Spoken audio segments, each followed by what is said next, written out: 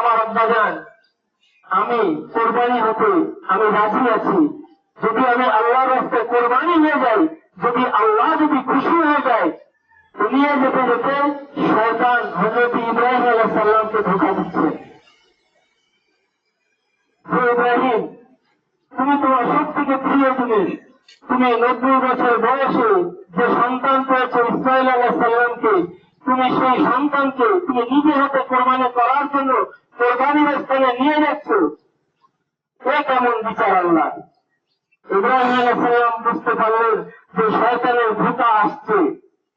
ইব্রাহিম আলাইহিস সালাম 7টা কাপড় কুড়িয়ে নিয়ে শয়তানকে মারলেন।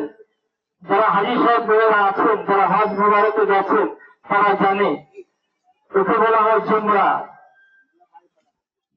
তারপরে মানে 3টে আছে, 3টে জুমরায় কাপড় মারতে হয়, 3টে শয়তান। ফের যখন আবার কিছুটা গেলেন, আবার শয়তান ঠিক সেম একইভাবে আবার ধোঁকা দিচ্ছেন। হযরত ইব্রাহিম আলাইহিস সালাম আবার 7টা কাপড় কুড়িয়ে আবার শয়তানকে মারলেন। আবার ওখান থেকে আবার কিছুটা যাওয়ার পরে আবার ইব্রাহিম আলাইহিস সালামকে আবার শয়তান ধোঁকা দিচ্ছে।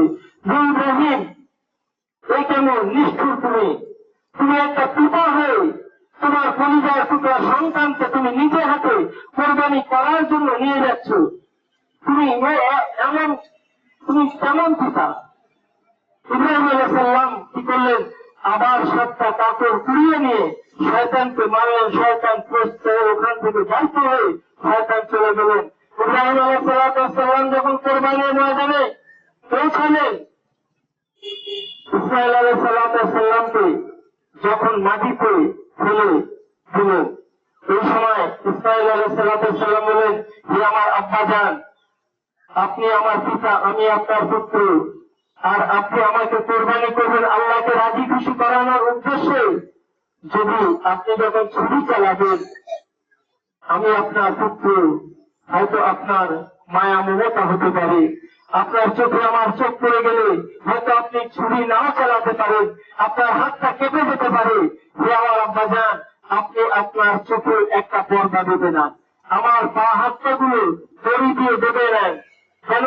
হয়তো আপনি যখন ছুরি চালাবেন সেই সময় হয়তো আমি নড়ে উঠবো, সঠিকভাবে হয়তো আপনি আল্লাহর রাস্তায় আমাকে কোরবানি করতে পারবেন না, আমার হাত পাগুলো বেঁধে নেন।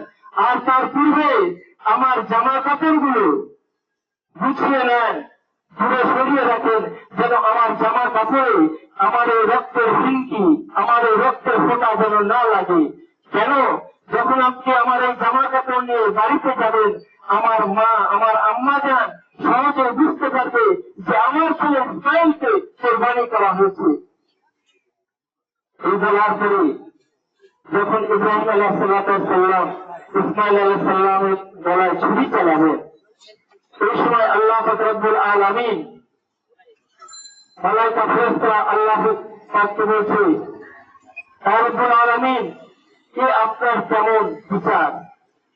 আপনি ইব্রাহিমকে, তার পুত্রকে আপনি কোরবানি করতে বলেছেন, এ আপনার কি বিচার? এই সময় আল্লাহ পাক রব্বুল আলামিনের রহমতের দরিয়ায় দেশ করে ওঠে। আল্লাহ পাক রব্বুল আলামিন জান্নাত থেকে দুম্বা এনে ইসমাইল আলাইহিস সালামকে ওখান থেকে ছুরির তলা থেকে, ইব্রাহিমের ছুরির তলা থেকে সরিয়ে দিয়ে একটা দুম্বা শুয়ে দিলেন। দুম্বা কোরবানি হয়ে গেছিল। সেই মোহতারাম দোস্তদের বলেছেন, সেই ইব্রাহিম আলাইহিস সালামের স্মৃতি নবী মুহাম্মদ রাসূলুল্লাহ সাল্লাল্লাহু তাআলা আলাইহি ওয়াসাল্লামের উম্মতদের উপরে আমাদেরকে কোরবানি করতে হবে।